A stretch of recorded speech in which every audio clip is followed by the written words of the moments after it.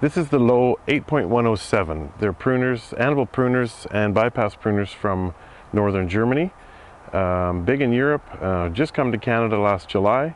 As I said, this is the 8.107 curved Anvil pruner. And you can see what a superior cut Anvil pruners can do when you have a very well-made tool. You can see how much they're capable of cutting. This is an alder tree. Very easy.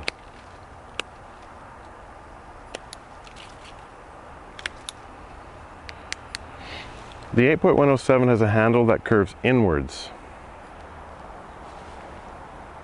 as well as having a handle adjustment. So you can make the blades bigger or smaller depending on your hand size. And Anvil pruners are both left and right-handed. Because you're coming straight down onto an anvil, there is no side pressure necessary as in a bypass. So either way you're going to do it, either way you want to cut it, it works exactly the same. North Americans believe that the Anvil pruner is inferior to the bypass pruner, but we're out to debunk the myth. These are exceptionally good tools. Try some today, bigbeartools.com or loweprunerscanada.com.